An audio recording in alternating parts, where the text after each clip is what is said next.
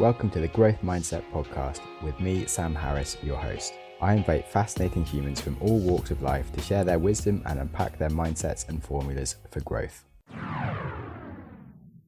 Welcome to the Growth Mindset Podcast. Today, I'm delighted to have Melissa Monte, the host of the Mind Love podcast on the show, who runs an awesome podcast and going to go explore all things about mind, loving ourselves and getting the life we want and these kind of things. So welcome. Thank you so much for having me.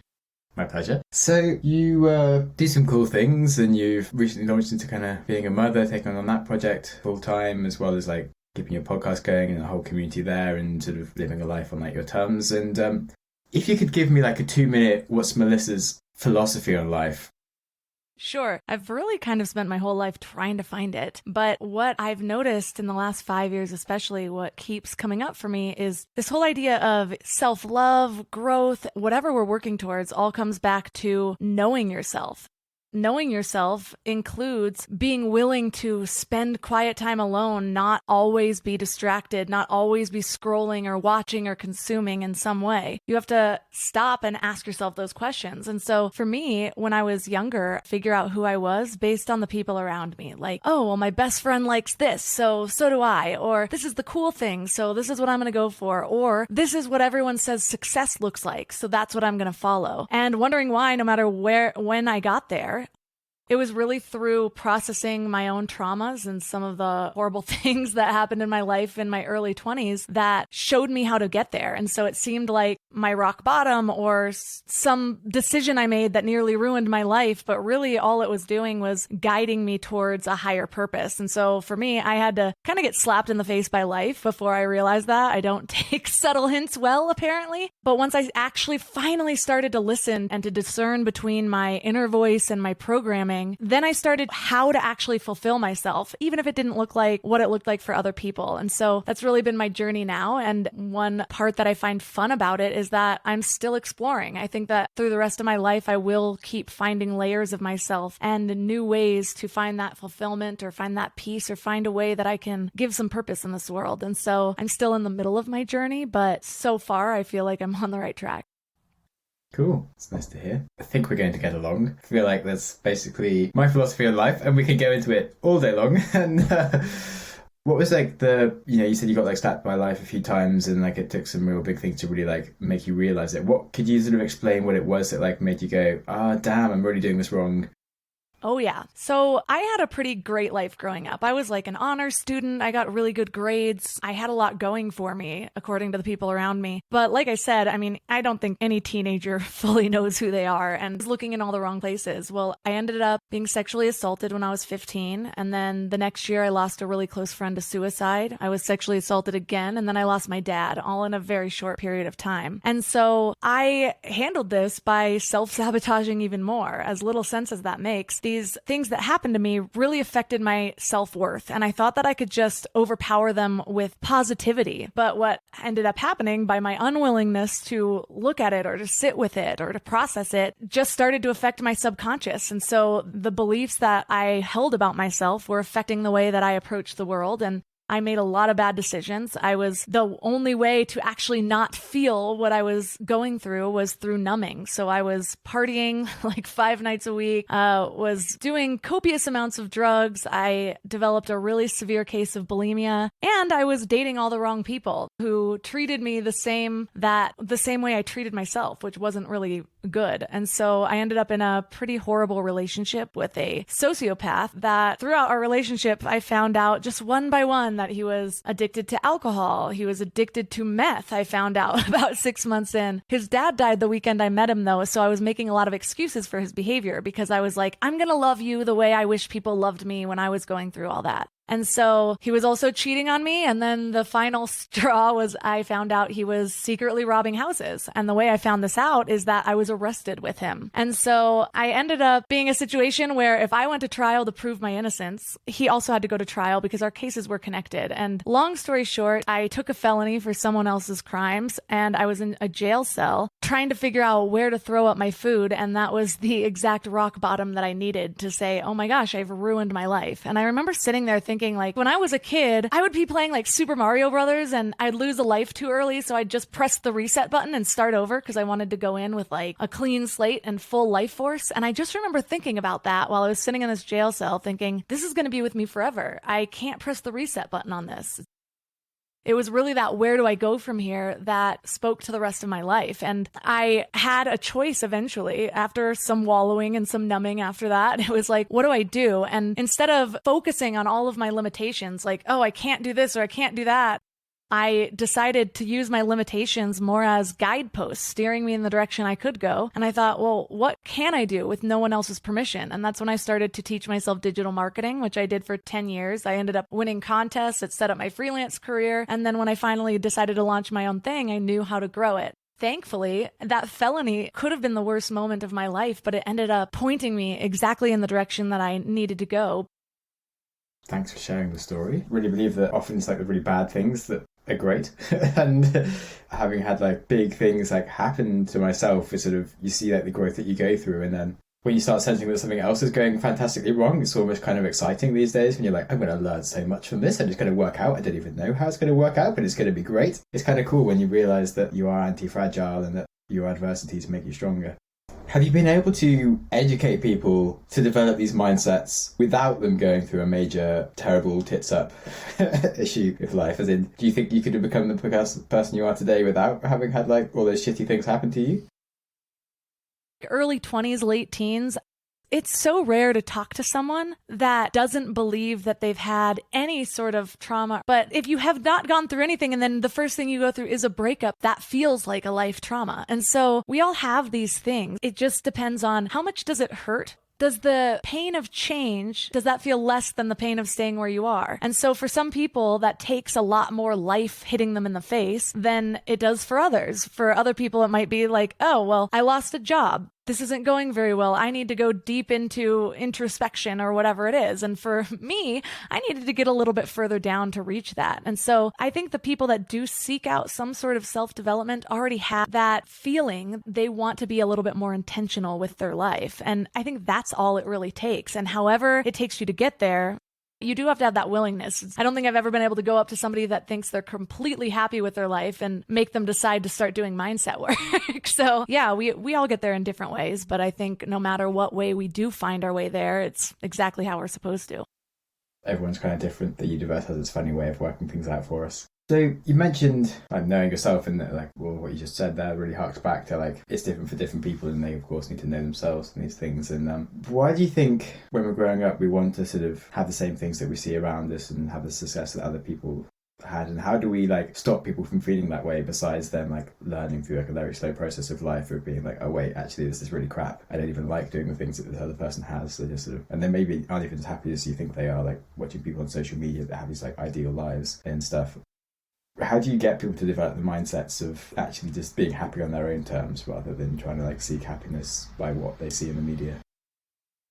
You know, this is going to be my greatest exploration. I have a 3-month-old right now, and so I'm very interested in how I'm going to help him develop some of the things that took me the long way to learn, and seeing if I can kind of shorten that up.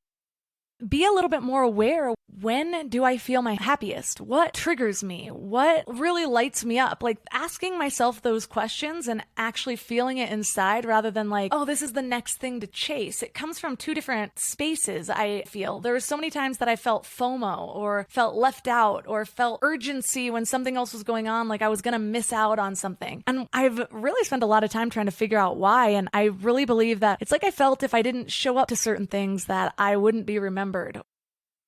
For me, the greatest teachings I've learned from myself is when I just have a willingness to slow down and ask myself a question and see what comes up. And so often we think, oh, well, I already know all the answers to these questions, but we're not actually processing it. We're not actually sitting there and listening to our wisdom. And so all of that other things, they could be programming, it could be what we've seen around, because those are the first images that pop up. And so it was really when I started taking that time to be a little bit more introspective and allow new answers to come up that I started to feel more guided. For me, with my son, I'm going to start asking him those questions when he's younger. What did you love about that experience? What could have gone better? Who did you feel drawn towards? Just different questions to show how to interact with himself in a way that I wasn't taught. And it took really reading a lot of books to find those little pieces of wisdom. And so I'm excited to see how it goes, but this is my first child, so I'm not sure what the results are going to be. And I think, like I said, my way of finding my purpose or finding my path was different from somebody else. And so I think maybe what works for my kid won't work for somebody else's kid. And so it really does take playing with those relationships. Yeah, as in, you need to learn from life of stuff kicking you in the face. As in, do you think you can overparent and that, like, actually part of your role as a parent is to let people just make mistakes and have bad things happen to them? Do I think I can overpower it? No. Do you think you can kind of overparent and, like, sort of trying to be too good, but then it kind of can backfire? Oh yeah, 100%. 100%. I think people do need to find their own mistakes. I don't think life is about figuring out how to not make mistakes. It's about figuring out how to learn from them. And so I'm not going to be trying to shield my child from things. I needed a lot of those lessons. I hope I can parent him in a way where he needs a few less lessons to get to where I got to. But my role is going to be allowing him to fall and then being there to show him how to work through it afterwards, to not let a failure affect what he believes himself to be capable of, or not let something create a fear that's going to stop him from taking risks in the future. I think trying to have a life without these lessons, I really believe it's the contrast that helps you feel the joy. And so the depths of my pain is also the height of my joy. And so not saying that everybody needs to have that deep of pain, but if you're shielding yourself from all of it, I think you kind of end up with a numbness that shields yourself from the joy and the excitement. Definitely. Yeah, then you sort of spoke about, like, knowing yourself and how you can sort of get distracted and consumed by other things. As in, we sort of far back to, like, all the different things you went into, but what do you think is the best way to kind of work out who you are exactly, if that makes sense as a question?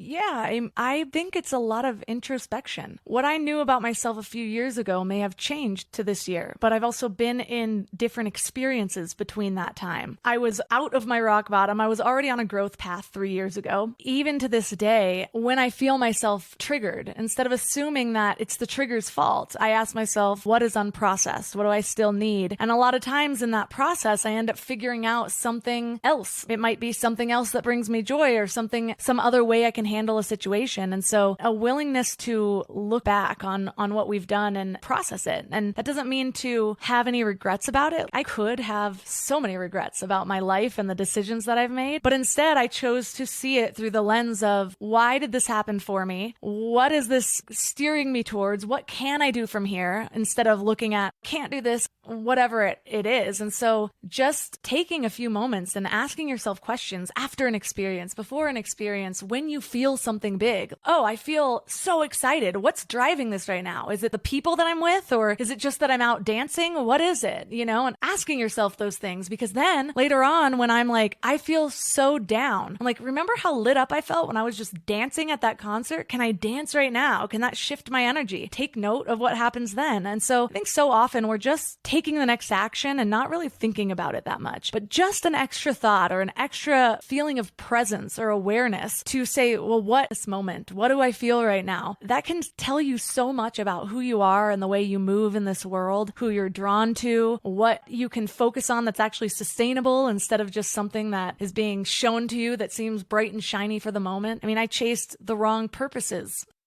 Till I took that introspection about, like, what am I endlessly curious about? When have been my happiest moments? When I think about my strongest memories, what was I feeling in those moments? All of those things spoke to what my values are, what drives me, what motivates me, what I am endlessly curious about. And so each thing, it wasn't some big aha moment. It was just a willingness to be in the present moment. And then eventually you start to spot patterns that give you a clearer picture of who you are, who you want to be, and how you're going to get there. So it's a process that I think I'll be going through in my entire life. But again, it's simple and it's just an extra moment of awareness. On the same topic, one thing I found is that in relationships, is in the better you know yourself, the easier it is, because you find people that you think are right for you, or whatever, and you're trying to like sort of please them in different ways, and in trying to change yourself. When actually, like, when you have the right person for you, and you kind of know because you know yourself, and that you're just being more of yourself, and that's when you come out, and like that's what you should be looking for. Whereas when you're trying to sort of change to sort of do something else, or like trying to change other people, it's like it's just you don't need to. You should just naturally being you. Yeah, I don't know if you sort of found that in your relationships leading up finding the one, or if you have found the one. All I know is that you have kids, and I'm not sure, but I feel like you've probably got some pretty good advice on that. What questions would you ask someone to help them find that they should be like reflecting on, like to help them find that better in themselves? I think the most important thing that has helped me find anything, I think that emotions are like guidance for people. And so when you're going somewhere and you feel a pit in your stomach, take note of that. It might take you a while to figure out what that is. I've talked about the difference between your inner wisdom and your programming. And so when you feel that, then start ask questions about that feeling. There have been times where I feel like, no, I should not be going on this path, or I should not be making this decision. And then I ask myself, well, is this based on love or fear? Because not every time that I feel that desire to stop or to, maybe I shouldn't take that risk, doesn't necessarily mean I should stop. There's sometimes where that feeling is just coming from self-doubt or from past failures. And so the willingness to sit with the feeling and ask yourself questions about the feeling will ask, well, is this coming from love or a doubt in myself? Or is this coming from love? No, I shouldn't take this because I get a bad feeling about this person and I know I deserve more. Or I'm not going to take this opportunity because I want this other opportunity that lights me up more. And so it's not just the feelings that are guiding you or that are so obviously guiding you. It's sitting with those feelings and asking what's underneath it. And so the more that I do that, the faster the answers come. When you're hanging out with friends, like, what about this feels so fun? What is turning me off? What is making me want to go home? Is it the people's energy? Is it just that I need alone time? Like, all of these things, just that extra moment can open yourself up. You know who you are, how you move in the world, and what draws you toward it, what repels you against it. And so our relationships with ourselves are the most important relationships that we have. And the more that we have those inner dialogues, the more we will recognize our own guidance. Congratulations on listening to a whole episode of the Growth Mindset podcast. Before you race into another podcast, try pausing. Ask yourself, what have you learned? What could you change? How will you make that change happen? Did you press pause? Knowledge is useless without action. What did you learn? What should you change? And how will you make that change happen? You can tell us what you learned by contacting us through the website, growthmindsetpodcast.com, and feel free to connect with us or our guests, or just peruse the show notes. Our Instagram is @growthmindsetpodcast, or follow me @SamJamSnaps for a daily reminder to stop using Instagram. If you enjoy random acts of kindness and want to support the show, you can support us on Patreon or leave us a review on iTunes, and you'll make me very happy. And with that, keep learning and keep growing.